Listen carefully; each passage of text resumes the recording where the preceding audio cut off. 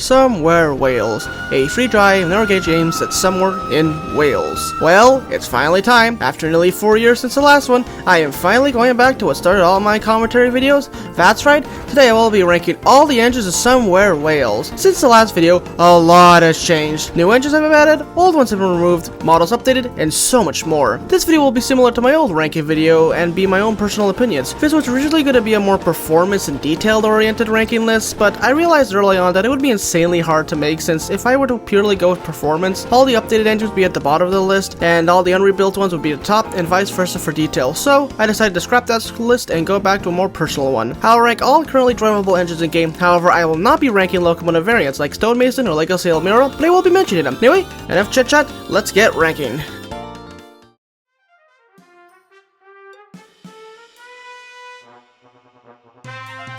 Coming into last place is the Quirkiest engine in game, Quirk the vertical piston engine. Honestly, Quirk is probably my least favorite engine out of all the engines of Somewhere Wales. It's not that I hate her, I think she's quite unique in her design, but honestly, out of all the engines in game, she's the least likely I'd use on a regular basis. She's just really underpowered and a bit glitchy at times, and more of a pain to run than some of the other engines, although there are engines here just significantly worse. Overall, while her design is cool, I just don't really have much of a reason to run her.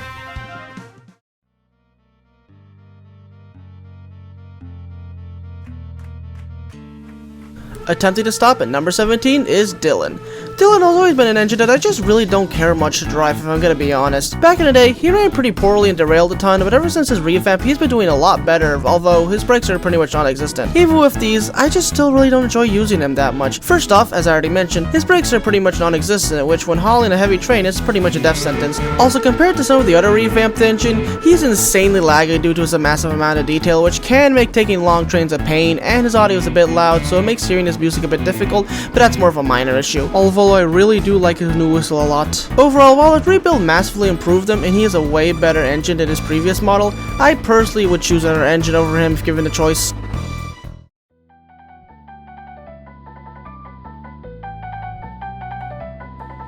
Working hard in Gallagher Mines at spot 16 is Spitfire. Now, I'm gonna be honest, Spitfire's model looks superb compared to his old one, but I think I prefer the old River Urge styled one compared to the Muriel one, despite that being his proper canon appearance. The new model is also slightly louder with the whistle and audio, and the fact it has no headlamps is a real letdown, especially when in the mines where it's pretty dark. I will say though, I do like the Stonemason variants, but I feel like they didn't do really much of them other than just make some slight modifications. The Elites could have given them new music tracks and maybe a different chuffing sound, although that last one is probably kind of unrealistic. Overall, Spitfire does his job well in the mines, but I just don't find him all that appealing to run compared to the other engines. I don't know, might just be me.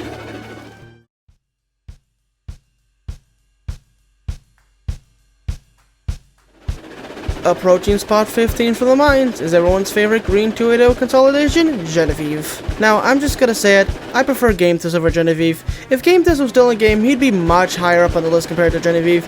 Genevieve for me is a weird one. She's similar to Game Test in her design, but just doesn't sit right with me for some reason. I think it might be because she doesn't sound like Game Test, which I know is obvious because they're two different engines, but I don't know, it's just hard for me to see her and not think that something's off. Her recent performance also doesn't help, as she runs pretty poorly now compared to the other engines due to some issues when transferring over the game. I will say, I do like they kept his music on her, and I do like that we still have a large consolidation in game, but if Game Test was still in here, I'd put him much higher up in the list compared to Genevieve.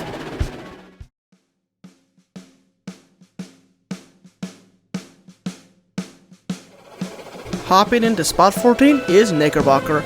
I don't know why all the previously higher up engines are ending up lower on my list. I don't want to say that it's due to their design, because overall the designs are improved massively compared to the older ones, which are really nice, but I think it's just because the newer models bring with them slightly poor performance compared to their original counterparts. In Knickerbocker's case, his design was improved majorly, and he looks more like a Bagnall with full valve gear, proper scaling, and all sorts of fun features. Performance, meanwhile, somehow became worse, as due to the same issue with Genevieve has, he somehow runs worse than his original model, which mind you, hasn't been updated since 2019 when it was added.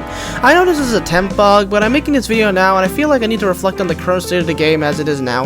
If this bug wasn't present, I could see myself using Knickerbocker a lot more, but due to his pretty poor performance, I honestly don't really see much of a reason to pull him out.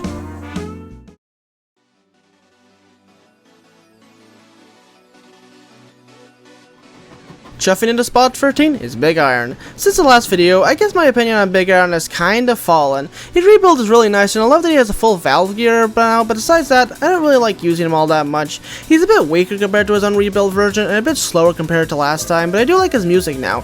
Sure, it's not On the Moon or Big Iron, but I still think it's nice to listen to, although not enough that I want to use him all that much. Overall, I don't have much to say on Big Iron. He's still a cool engine and I do like him, just not as much compared to the others on this list.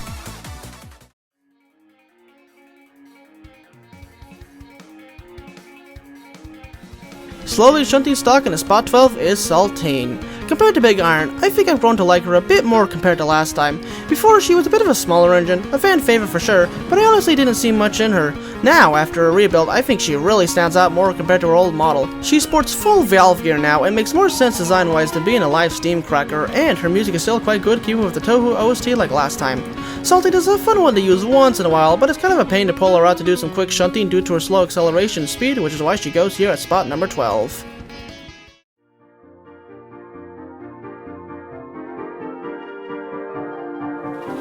Steaming at a spot 11 after a passenger run is Gilbert the 060T. Gilbert for me has always been a meh engine in the Summer Wales roster for me. He's a good engine, having good power, speed, and acceleration. He does his job well pulling passengers to freight. For me, he's just kind of mid. There's nothing wrong with his design per se, but it's just kind of there in my opinion. He's kind of basic in design, and I'm not really sure why.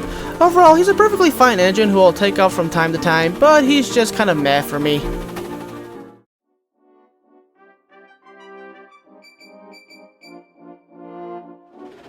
A shock for some of you guys, the speeding into number 10 is Aeolus. Now, this is a weird one I know. Aeolus is the newest tender engine added in-game during the May 2025 update, being one of the 4 badge engines that can be collected in-game.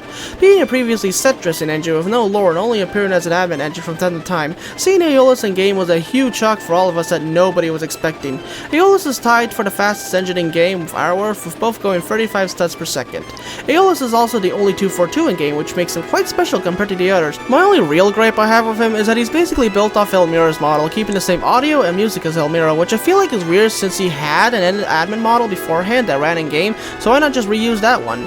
Besides that, he's a cool engine and his badge quest is really cool, but the Elmira stuff as mentioned before kinda brings him down for me, which is why he's at spot number 10.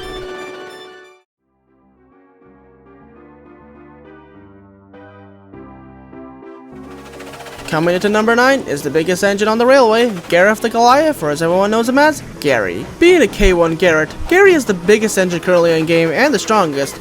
Well, it depends on how he's feeling that day. As of the latest updates, due to Roblox physics constantly being updated, Garry has sadly suffered quite a lot and frequently jams up and derails, sometimes pretty badly.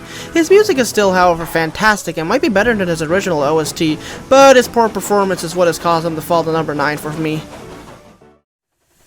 And that's the end of part 1. Thank you all so much for watching. I hope you all enjoyed this video. I know it's been over 4 years since I made my first Summer Wales ranking video, but after the most recent update, I decided it was time to update the list. Did you agree with this list or not? Tell me in the comment section down below. Anyway, join me next time when I do part 2 and finally update the list for good. Anyway, thank you all for watching and I'll see you all later. Have a great day.